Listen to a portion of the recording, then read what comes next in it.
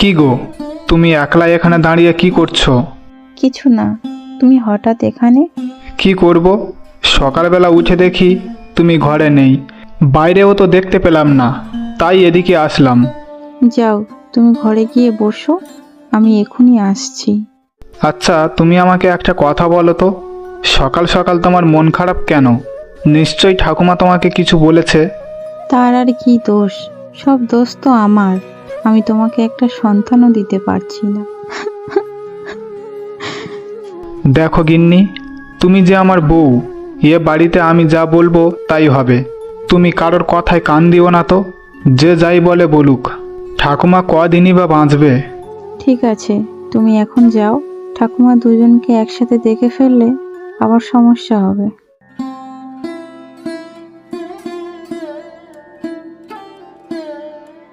রিয়াকে তো কোথাও দেখতে পাচ্ছি না, কোথায় গিয়েছে সে?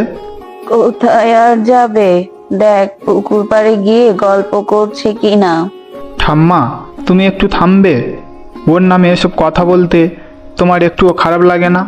বউয়ের প্রতি দরদ একেবারে উতলে পড়ছে মনে হচ্ছে। এতই যখন দরদ, ওকে বল না একটা সন্তান দিতে, সে মুরত তো নেই। দেখো ঠাম্মা, এসব পরে দেখা যাবে।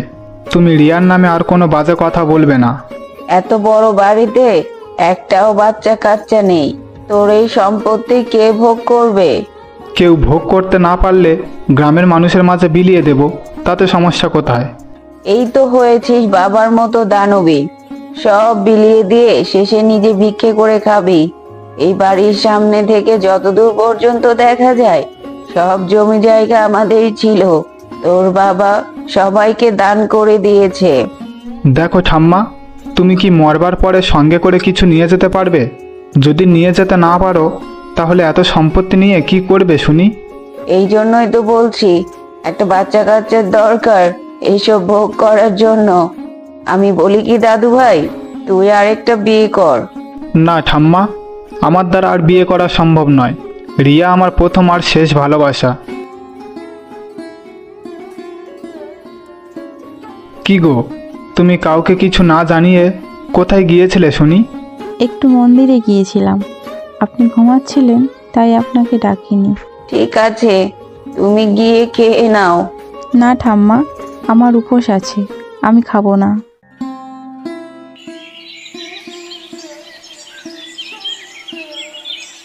আরে রামু কাকা যে, তা কি খবর তোমার? হঠাৎ করে আমার কাছে আসতে হলো যে? কি করব বাবা, না এসে যে আর পারলাম না। হ্যাঁ কাকা, বলো কি বলবে। শরীরটা খুব একটা ভালো না, না জানি কবে চলে যাব, সে খবরও হয়তো পাবে না। কিন্তু তোমার কাছে আমি একটা অনুরোধ নিয়ে এসেছি বাবা। হ্যাঁ কাকা বলো, তুমি যা বলবে আমি তাই করব। বাবা, আমার একটাই মাত্র মেয়ে পূজা, আমি ছাড়া ওর যে এই দুনিয়াতে কেউ নেই, তাই তুমি একটু ওকে দেখে রেখো বাবা। তুমি কোনো চিন্তা করো না কাকা, আমি পূজাকে দেখে শুনেই রাখবো। এবারে আমি মরেও শান্তি পাবো।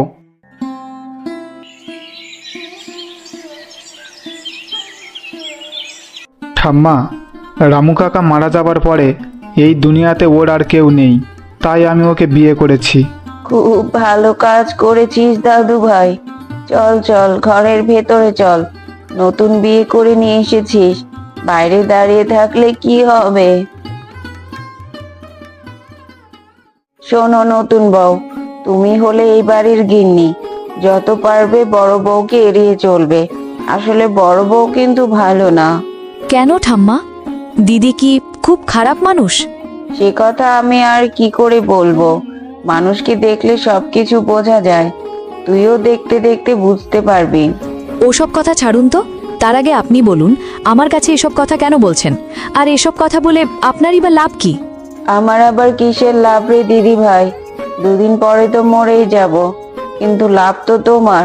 তুমি যদি আমাদের বংশে একটা প্রদীপ জ্বালাতে পারো, তাহলে এই সম্পত্তি সব তোমার। তাহলে তো খুব ভালো হয়। এবারে তুমি দেখে যাও ঠাম্মা আমার খেল। কি গো, তুমি এত চুপচাপ কেন? কিছু বলছো না যে? আমি যা বলবো সেটা শুনলে হয়তো তোমার ভালো লাগবে না। আরে না না, কোনো সমস্যা নেই, তুমি যা বলতে চাও বলো। আমি আর তোমার বড় বউ একসাথে একই বাড়িতে থাকতে পারবো না। শুনেছি বন্ধ্যা নারীদের সাথে থাকবে নাকি অনেক সমস্যা হয়। আরে কি যে বলো তুমি, ওসব কিছুই হবে না, শুয়ে পড়ো তো। আমি আর এক মুহূর্ত এক ঘরে থাকতে পারবো না। কালই আমাকে নতুন ঘর করে দেবে, তা না হলে আমি এই বাড়ি ছেড়ে চলে যাব। কোথায় যাবে তুমি শুনি? যেদিকে দুচোখ যায় সেদিকে চলে যাব, তবুও এই বাড়িতে থাকবো না।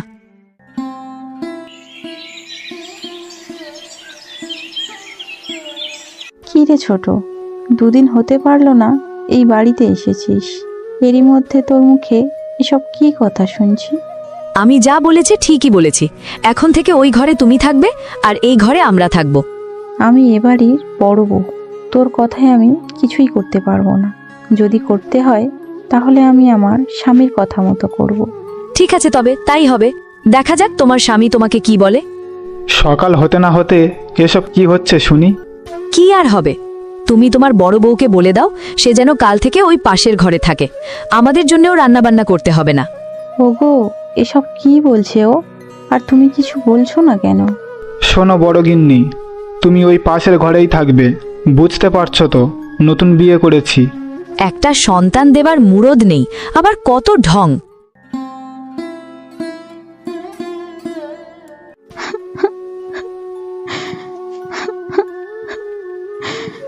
কে মা তুমি? এখানে বসে কাঁদছো কেন? আমি এক হতভাগিনী বাবা। তোমার কি হয়েছে মা? তুমি আমাকে বলো। এই গভীর বনে তুমি একা থাকলে তোমার ক্ষতি হতে পারে। তাতেও আমার কোনো দুঃখ নেই বাবা, আমি তো মরতেই চাই। তুই তোর কষ্ট আমাকে বল মা, আমি আমার সাধ্যমতো চেষ্টা করব। এই নে মা, এই ফুলটা জলে ভিজিয়ে খেলে তোর গর্ভে সন্তান আসবে। এখন তুই বাড়িতে ফিরে যা। তোমাকে কি বলে যে ধন্যবাদ জানাবো বাবা। এ তো আমার ধর্ম রে মা, অসহায়কে সাহায্য করাই তো আমার কাজ।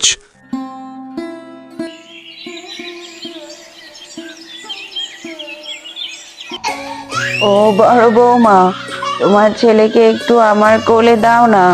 না ঠাম্মা, আমার সন্তানকে নেবার কোনো অধিকার তোমাদের নেই। অমন করে বলো না বৌমা, আমি আজই সুমনকে বলবো, ও ছোট বউকে এখানে পাঠিয়ে দেবে। তুমি তোমার ছেলেকে নিয়ে ওই ঘরে চলো।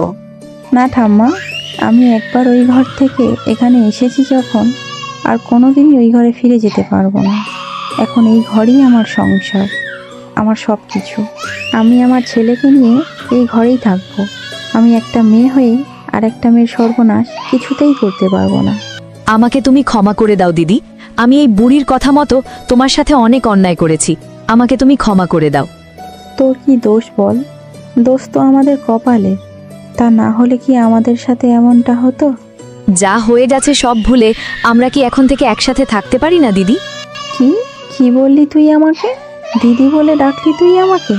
হ্যাঁ দিদি, আমার তো কোনো বড় দিদি নেই, তাই আজ থেকে তুমি আমার বড় দিদি। দাও দেখি এবার ছেলেটাকে আমার কোলে দাও তো। ওগো দেখো না, আমার সন্তান কত সুন্দর হয়েছে। অমন করে বলতে নেই, সন্তানের যে অমঙ্গল হয়। ঠিক আছে, আর বলবো না। দেখলে তো গিন্নি, আমার সন্তানের কপাল কত ভালো, একসাথে দুটো মা পেয়েছে। তা তুমি ঠিকই বলেছ। কই, ছোট গিন্নিকে তো কোথাও দেখতে পাচ্ছি না, কোথায় সে? কোথায় আবার? বাবুর কাপড় চোপড় ধুতে গেছে পুকুরে। সে কি আর বসে থাকে কখনো? বন্ধুরা, আমাদের এই ভিডিওটি তোমাদের কাছে কেমন লেগেছে? যদি ভালো লেগে থাকে তাহলে ভিডিওতে একটা লাইক, কমেন্ট আর সাবস্ক্রাইব করতে ভুলবে না। দেখা হচ্ছে পরবর্তী নতুন কোনো গল্প নিয়ে। ততক্ষণের জন্য সবাই ভালো থাকবে, সুস্থ থাকবে। ধন্যবাদ।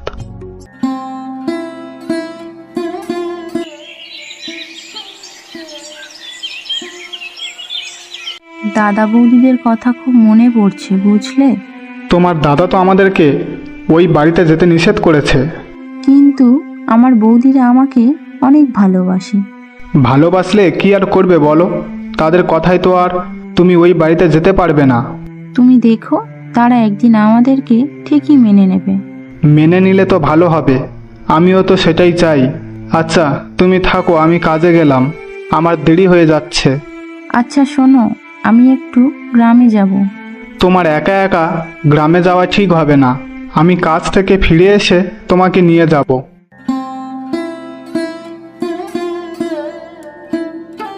আমাদের নিজেদের বোন এইভাবে আমাদের মান সম্মান ধুলোতে মিশিয়ে দেবে, সেটা কখনো ভাবতেও পারিনি। হ্যাঁ দাদা, আমিও ভাবতে পারিনি যে পূর্ণিমা এমন কাজটা করবে। ওর জন্য দেখ এখন আমাদের কি অবস্থা, নিজের গ্রামে আমাদেরকে মাথা নিচু করে চলতে হচ্ছে। ওকে কিছুতেই মেনে নিতে পারবো না, ওকে মেনে নিলে লোকজন আমাদেরকে কথা শোনাবে। কি হয়েছে তোমার? তুমি এত তাড়াতাড়ি চলে আসলে যে, সব ঠিক আছে তো? হ্যাঁ সব ঠিক আছে, চলো তোমাকে নিয়ে গ্রামে যাব। তুমি একটু দাঁড়াও, আমি এক্ষুনি আসছি।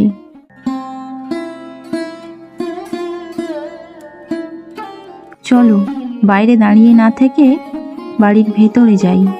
বাড়িতে যাওয়া কি ঠিক হবে? ঠিক হবে না কেন?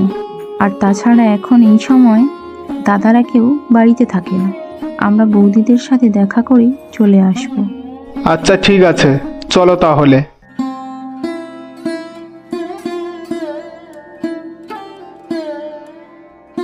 বড় বৌদি ও ছোট বৌদি, দেখো আমরা এসেছি।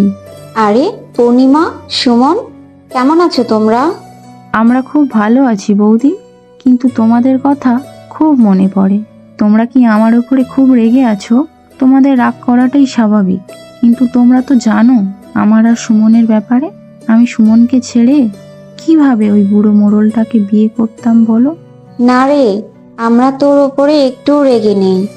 আমরা তো তোর দাদাদেরকে বোঝানোর চেষ্টা করি। তুই কোনো চিন্তা করিস না, তোর দাদারা একদিন তাদের ভুল ঠিকই বুঝতে পারবে। আচ্ছা বৌদি, এখন আমরা চলি, দাদাদের আসার সময় হয়ে গেছে। আচ্ছা যাও তাহলে, আমরা খুব তাড়াতাড়ি তোমার দাদাদেরকে রাজি করিয়ে তোমাদের আবারও এই বাড়িতে ফিরিয়ে নিয়ে আসবো। আমি জানি বৌদি, দাদারা হয়তো আমাদেরকে একটু ভুল বুঝেছে, কিন্তু তোমরা দেখো দাদারা একদিন সব মেনে নেবে। আমরা তাহলে এখন আসি। আচ্ছা সাবধানে যাস তাহলে।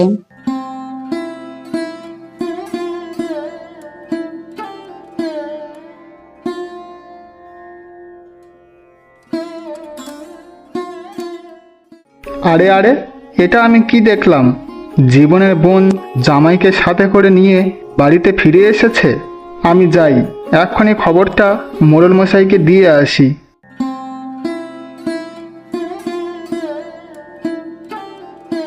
কি রে রামু, বল, কি খবর নিয়ে এসেছিস?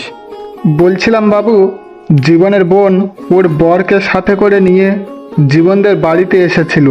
কি, আমাকে সারা গ্রামের মানুষের কাছে ছোট করে ও আবারও এই গ্রামে পা রাখবার দুঃসাহস দেখায়? যা, এখনই জীবনকে ডেকে নিয়ে আয়। জীবন, রতন, কোথায় তোরা? তাড়াতাড়ি বাইরে বেরিয়ে আয়, মোড়ল মশাই তোদেরকে ডেকে পাঠিয়েছে। কি ব্যাপার রামু, বাড়ির সামনে দাঁড়িয়ে এইভাবে চেঁচামেচি করছিস কেন? জানিস না এটা ভদ্রলোকের বাড়ি? তোরা কেমন ভদ্র সেটা গোটা গ্রামের মানুষ জানে। নিজেদের বোনকে সামনে রাখতে পারিস না, তাদের মুখে আবার বড় বড় কথা। তোরা এত বড় সাহস, তুই আমার বাড়ির সামনে দাঁড়িয়ে এইসব কথা বলিস? দাদা, তুমি শুধু একবার বলো, ওই বেটাকে শিক্ষা দিচ্ছি আমি। তোরা কি শিক্ষা দিবি? সাহস থাকলে গায়ে হাত দিয়ে দেখ। মোড়ল মশাই বলেছে তোদেরকে ডেকে নিয়ে যেতে, তাই তোদের বাড়িতে এসেছি, না হলে তোদের বাড়িতে আসতে আমার বইয়েই গেছে। কি ব্যাপার বলতো দাদা, এই সময় আবার মোড়ল মশাই আমাদেরকে কেন ডেকেছে? সেটা কিভাবে বলবো, চল গিয়ে দেখি। কি রে জীবন, আমি এসব কি শুনছি? তোর বোন নাকি আবার তোদের বাড়িতে এসেছিল? তোরা কি সব কিছু আবার মেনে নিয়েছিস? আপনি এসব কি বলছেন মোড়ল মশাই? এমন কিছু হয়নি, কেউ আপনাকে ভুল খবর দিয়েছে। কেউ আমাকে ভুল খবর দেয়নি। কিছুক্ষণ আগে তোর বোন জামাই তোদের বাড়ি থেকে ঘুরে গেছে। কিন্তু আমরা তো তখন বাড়িতে ছিলাম না। আচ্ছা, আমরা বাড়িতে গিয়ে দেখছি মোড়ল মশাই, যদি এমন হয় তাহলে আমাদের বউদেরকে বাড়ি থেকে বের করে দেব। আমরা এখন চলি। আমি তোমাদেরকে কতবার করে নিষেধ করেছিলাম যে বোনেদের কথা মুখে আনবে না, আর তোমরা কেন ওদেরকে বাড়িতে নিয়ে এসেছো? যাও, তোমরা দুজনে এক্ষুনি এই বাড়ি থেকে বেরিয়ে যাও। তোমাদের কোনো জায়গা নেই এই বাড়িতে। আজকের পরে তোমরা আর কখনো এই বাড়িতে ফিরে আসবে না। যাও, এক্ষুনি বেরিয়ে যাও। চল বোন, ওদের সাথে থেকে আর লাভ নেই। হ্যাঁ তাই চলো, এই বাড়িতে থাকতে আমার কেমন যেন দম বন্ধ হয়ে আসে।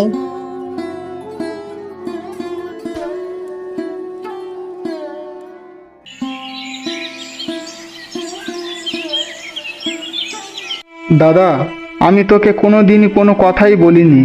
তুই যখন যাই বলেছিস তখন তাই মেনে নিয়েছি, কিন্তু আজ আমি আর মেনে নিতে পারছি না। কেন? কি হয়েছে তোর? কি বলতে চাস, বল আমাকে। দাদা, ওই মোড়ল আমাদের কে হয়? যে ওই মোড়লের কথা শুনে আমরা আমাদের আপনজনদেরকে দূরে সরিয়ে দিলাম। তোর কি মনে হয় এগুলো করলে লোকের মুখ বন্ধ করে দেওয়া যাবে? আমি তো বাইরে থেকে শুনে আসলাম, লোকেরা আমাদেরকে নিয়ে হাসাহাসি করছে। তুই কোনোদিনও বুঝতে পারবি না দাদা। আমি সব বুঝতে পারি রে, কিন্তু এখন বুঝে আর কি হবে বলো তো? আমাদের সব কিছুই তো শেষ হয়ে গেছে। লোকের কথা শুনে চলে আমরা আমাদের আপন মানুষদেরকে দূরে সরিয়ে দিয়েছি। এখনো কোনো কিছু শেষ হয়নি দাদা। ওরা তো আমাদের নিজেদের লোক, আমাদের আপনজন। আমরা ওদের কাছে গিয়ে ক্ষমা চাইলে ওরা ঠিকই আমাদেরকে ক্ষমা করে দেবে। হয়তো ওরা আমাদের পথ চেয়ে বসে আছে। চল না দাদা, গিয়ে দেখি। এখনো যে বেশি দেরি হয়নি। ঠিক আছে, চল তাহলে গিয়ে দেখি। এ কি, তোমরা এখানে? আমাদের অনেক বড় ভুল হয়ে গেছে। সারা জীবন মানুষের কথা মতো চলে তোমাদেরকে আমরা অনেক কষ্ট দিয়েছি। পারলে আমাদেরকে ক্ষমা করে দিও। তুমি ওসব কি বলছো দাদা? আসলে ভুল আমাদেরও ছিল। সেদিন ওইভাবে বাড়ি থেকে বেরিয়ে না এসে তোমাদেরকে বোঝালে তোমরা বুঝতে পারতে। না, সেদিন তুই যা করেছিস একদম ঠিকই করেছিস। সেদিন যদি বাড়ি থেকে চলে না আসতিস তাহলে সারা জীবন তোকে পস্তাতে হতো। এখন সবাই আমার সাথে বাড়িতে ফিরে চলো। এ কি বলছেন? বিয়ের পরে আপনারা প্রথম আমার বাড়িতে এলেন, আর এখনই চলে যাবেন? কয়েকদিন থাকুন আমাদের বাড়িতে, তারপরে আমরা সবাই মিলে আপনাদের বাড়িতে যাব। হ্যাঁ দাদা, আমাদের এই আবদার তোমাদেরকে রাখতেই হবে, না হলে কিন্তু আমরা আর কেউ ফিরে যাব না। তোরা সবাই এত করে বলছিস, সেখানে কি আর না থেকে উপায় আছে রে? বন্ধুরা,